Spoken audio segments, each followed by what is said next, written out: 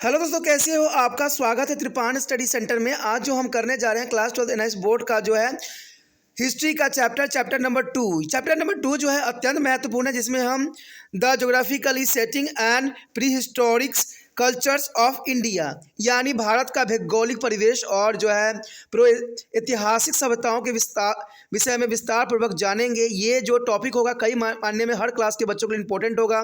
Even कि entrance test देने वाले बच्चों के लिए भी बहुत काफ़ी मान्य रहेगा। ये यूपीएससी एग्जाम के लिए रामबाण की तरह होगा, क्योंकि इसमें बहुत चीज़ें जो होगी उसके रिगार्डिंग रहेगी। ठीक है, तो ये इतना इंपॉर्टेंट ये रहेगा। लेकिन आपको पता है, चैप्टर स्टार्ट करने से पहले एक बात जो मैं हमेशा कहता हूँ, जिसको आपको सोचना भी चाहिए, विचार भी करना चाहिए और अमल भी करना चाहिए, वो ये कि जब भी वीडियो देखिए पूरा देखिए, क्योंकि अधूरा जानकारी सदैव खतरनाक होता है। साथ में एक इंपॉर्टेंट बात ये भी रहता है, अगर आप पहली बार वीडियो देख रहे हो तो लाइक शेयर सब्सक्राइब करना मत भूलना, क्योंकि दोस्तों लाइक कीजिएगा तो बनाने वाले का मनोबल बढ़ता है, सब्सक्राइब कीजिएगा तो इससे ये होता है कि जब भी मैं कोई वीडियो डालूंगा उसका नोटिफिकेशन आपको समय रहते मिल जाएगा। और देखिए, शेयर का मतलब ये होता है कि आपके थ्रू ना जाने किन बच्चों को हेल्प मिल जाए, ये आप भी नहीं जानोगे। इसलिए जो है आप शेयर जरूर करो, ठीक है। व्हाट्सएप स्टेटस पे भी लगाओ। दोस्तों, एनआईएस सेंटर जो है कई मानने में बहुत से बच्चों के लिए हेल्पफुल है, चाहे वो 8th क्लास हो, 9th 10th 11th 12th हो, चाहे वो एनआईएस बोर्ड के बच्चे हों,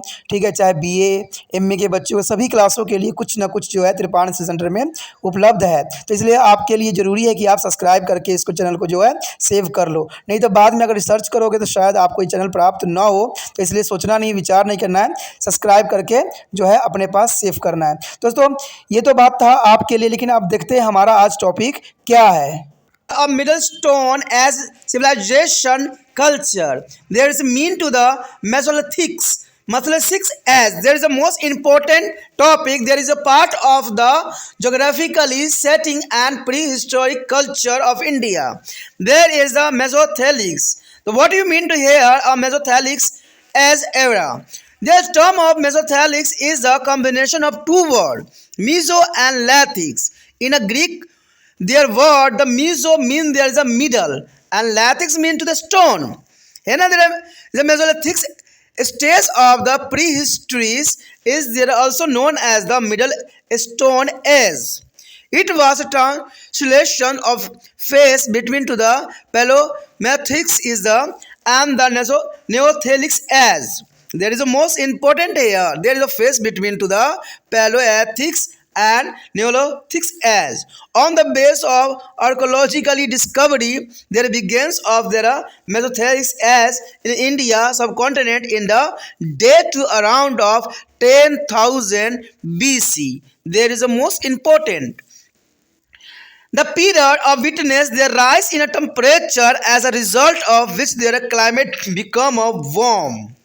This change further resulting in the melting of ice of the earlier period, and both there about a change in the flora and fauna. Though man was still in the hunting gatherings stage, he now started to fishing, and some is a domestication of animal. The main tool they use is called is a macrolithos or a small stone tool.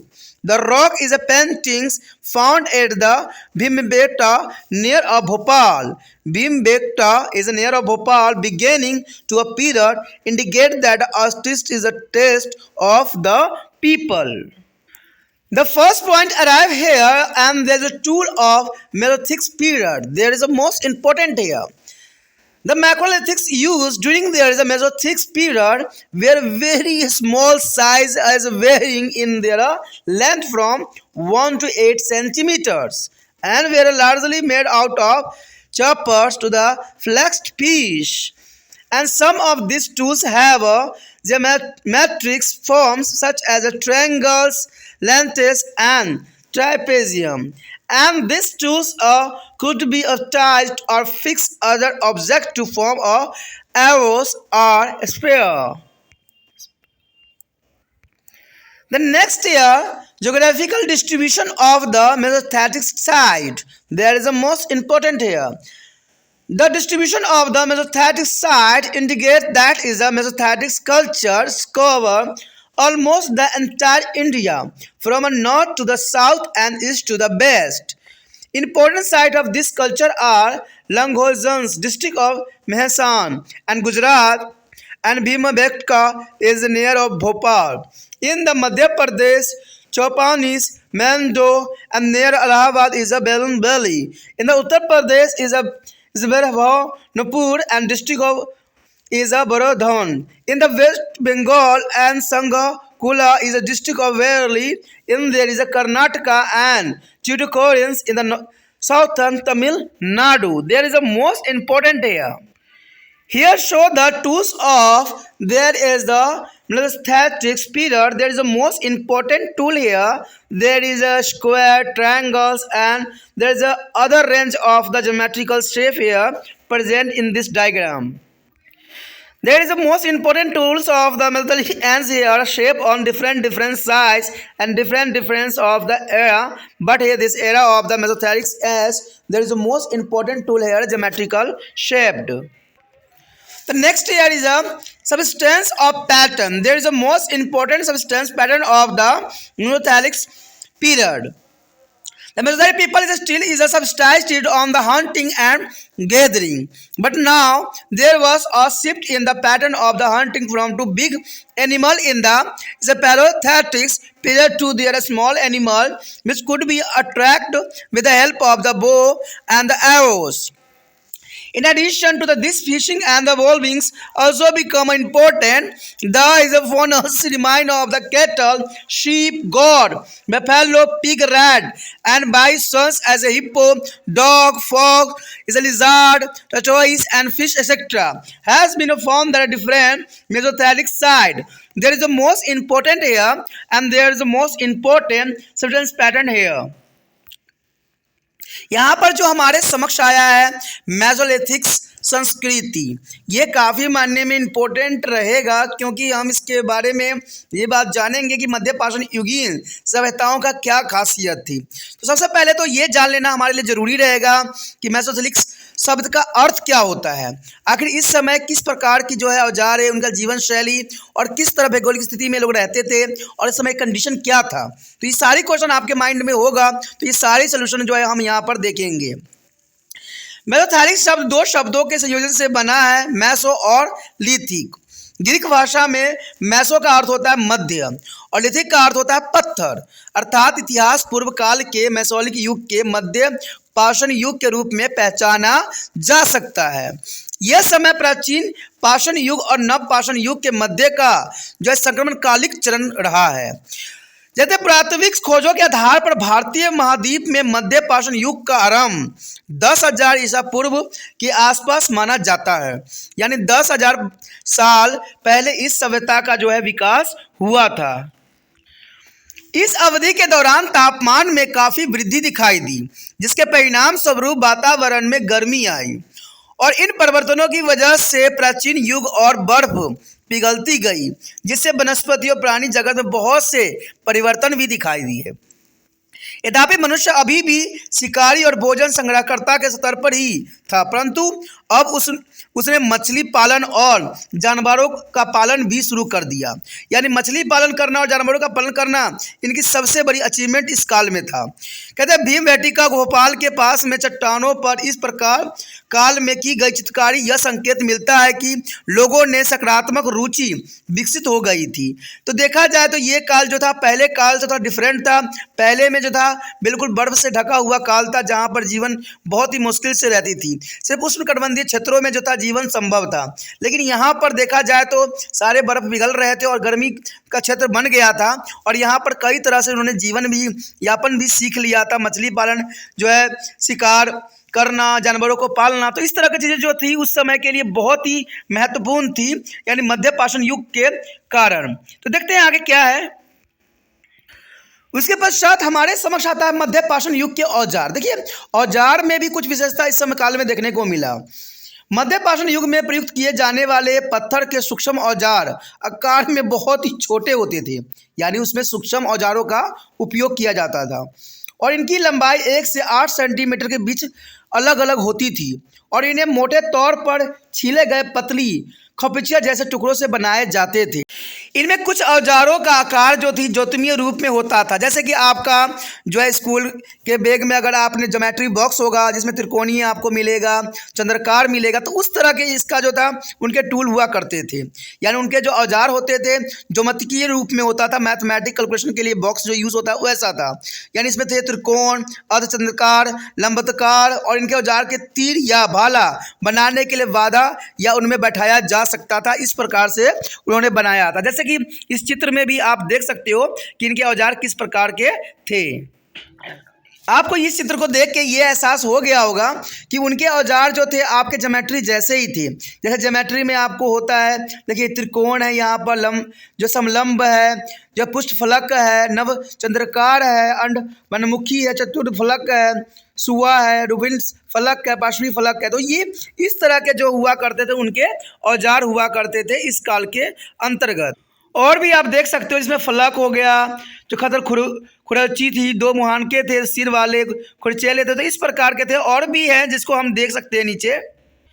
अब देखिए यहाँ पर आपको दिख रहा होगा कटेदार virtue, मुड़ी, हंसिया, दस्ते के लेकर सक्ष फलक।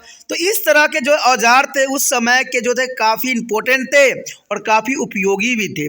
तभी जो थे वो मछली पालन और पशुपालन करने में बहुत ही आसान सक्षम हो गए थे और समय भी उनके अनुकूल हो गया था। देखा जाए तो अगला हमारा टॉपिक जो है मध्य पाषाण युगीन स्थलों और जो है भौगोलिक विभाजन। आखिर उस समय भौगोलिक विभाजन किस प्रकार की थी? मध्य पाषाण युगीन स्थलों के विभाजन से संकेत मिलता है कि मध्य पाषाण युगीन जो है सभ्यताओं का आवास उत्तर से दक्षिण और पूर्व से पश्चिम भारत में मिलता है। इस सभ्यता के प्रमुख स्थल थे गुजरात में जो है लंघनास जिला होम संग्राम, और मध्य प्रदेश में जो है भीम बेटका जो है भोपाल के पास है, और उत्तर प्रदेश में जो है चौपानी मांडे यानी इलाहाबाद के पास वेलन घाटी, और पश्चिम बंगाल में जो था बीरभावपुर था, जिला वर्धमान था, और कर्नाटक में जो है था संगनाकालू जिला जो था बेलारी, और दक्षिण तमिलनाडु में जो है तूतीकोरिन। तो ये सारे चीज़ें जो थी काफ़ी इम्पोर्टेंट थी, जिसको जानना आपके लिए काफ़ी इम्पोर्टेंट था। उसके पश्चात हमारे समक्ष आता है जीवन यापन की पद्धति। देखिए जीवन यापन की पद्धति उनका किस प्रकार से था। कहते हैं ये समय जो था थोड़ा सा गर्म था, थोड़ा सा रहने लायक बन गया था, बर्फ़ पिघल रहे थे। तो उस समय जीवन यापन की कुछ पद्धतियाँ जो उन्होंने जाना और समझा वो अत्यंत महत्वपूर्ण थी। मध्य पाषाण युग के लोग सभी भी अपना जीवन को यापन शिकार और संग्रह से करते थे। यानी उनका जीवन का जो मेन यापन होती थी वो शिकार होता था या संग्रह से किया करते थे। परंतु जब शिकार के तरीकों से कुछ बदलाव आ गया था, जैसे कि प्राचीन पाषाण युग के बड़े जानवरों के स्थान पर छोटे छोटे पशुओं को भी शिकार होने लग गया था, जिन पर जो है धनुष बाण और तीरों से आक्रमण किया जा सकता था। इसके अतिरिक्त जो है मछली पालन और पक्षियों के शिकार को भी महत्व दिया जाने लग गया था। मवेशिया, भेड़, बकरी, भैंस, सुअर, चूहे, जंगली सांड, दरियाई घोड़े, कुत्ते, लोमड़ी, छिपकली, मेढक, मछलियाँ आदि प्राणियों के अवशेष मध्यकालीन पाषाण स्थान से प्राप्त हुए हैं। इसका मतलब ये साफ हो जाता है कि इन चीज़ों का वो लोग प्रयोग किया करते थे, जो कि काफ़ी महत्वपूर्ण होता था। यानी जीवन यापन करने के लिए हर तरह से जो है मवेशिया, भेड़, बकरी, भैंस, सुअर, चूहे, जंगली जानवरों पर वो आश्रित थे। और देखा जाए तो मछली पालन करना भी उनका प्रमुख था, और पशुओं के शिकार और पक्षियों के शिकार करना उनके लिए एक बहुत ही महत्वपूर्ण कार्य में से एक था अपना जीवन यापन करने के लिए। तो ये काफ़ी मानने में इम्पोर्टेंट बात यहाँ पर आता है। इसी के साथ जो है दोस्तों हमारा टॉपिक आज खत्म हो रहा है। ठीक है, अगर आपको अच्छा लगा तो लाइक शेयर सब्सक्राइब जरूर कीजिए। अगर पहली बार अगर आप वीडियो देख रहे हो, पहली बार मेरे चैनल पे आए हो, तो सब्सक्राइब करना आपका फ़र्ज़ बन जाता है। सब्सक्राइब करने से ये होगा कि जो भी मैं आप क्लास के रिगार्डिंग कोई भी वीडियो डालूंगा उसका नोटिफिकेशन जो है समय समय पर आपको प्राप्त होता रहेगा। अगर सब्सक्राइब नहीं कीजिएगा, अगर आप दोबारा से त्रिपाण स्टडी सेंटर पर आने की कोशिश कीजिएगा तो वहाँ पर आप त्रिपाण लिखिएगा तो जो है वो तिरपस कर देगा। ठीक है, जो आप गूगल पर सर्च करेंगे वो तिरपस कर देगा, जिससे वजह से आप जो है मेरे वीडियो का जो है फ़ायदा नहीं उठा पाओगे। तो सोचिए मत, विचार मत कीजिए, सब्सक्राइब कीजिए। आप सोचते होइएगा कि मेरे जो एग्ज़ाम खत्म हो जाने के मेरा क्या ज़रूरत है त्रिपाण स्टडी सेंटर से। ठीक है, तो इसलिए सब्सक्राइब नहीं करने को सोचिएगा। लेकिन दोस्तों ऐसा नहीं है, त्रिपाण स्टडी सेंटर जो है बहुत हेल्पफुल है। क्योंकि ये जो है आपके 8th class 9th 10th 11th 12th जो आर्ट्स के सब्जेक्ट को कवर करता ही है, प्लस जो है ये NISU बोर्ड के जो है 10th प्लस 2 को भी कवर करता है। साथ में BA जो है फर्स्ट ईयर से लेकर 6 सेमेस्टर तक बच्चों के लिए ये अग्रसर रहेगा आर्ट्स सब्जेक्ट में। तो सोचिए नहीं, विचार नहीं कीजिए, काफ़ी जो है त्रिपाण स्टडी सेंटर का फ़ायदा ही फ़ायदा है। ठीक है, अगर आप मुझे प्रोत्साहित करोगे तो आपके लिए मैं तरह तरह के वीडियो बनाऊंगा जो आपको फ़ायदा पहुंचाएगा। एग्ज़ाम के तौर पे मैं आपको जो है पेपर भी आपको सोल्यूशन करके दिखाऊंगा जो आपके लिए फ़ायदेमंद रहेगा।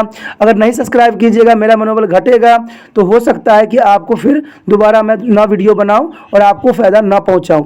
तो अभी भी नहीं सोचिए, मेरा जितना आप फैलाइएगा, जितने दूसरे बच्चों के साथ शेयर कीजिएगा, उतना जो है मैं आपके लिए कार्य करने में अग्रसर रहूँगा। ठीक है दोस्तों, इसलिए सोचिए मत, विचार मत कीजिए, अभी सब्सक्राइब कीजिए और अपने व्हाट्सएप स्टेटस पे लगाइए और दूसरे बच्चों के साथ भी शेयर कीजिए। ठीक है दोस्तों, अपना ध्यान रखना, बाय।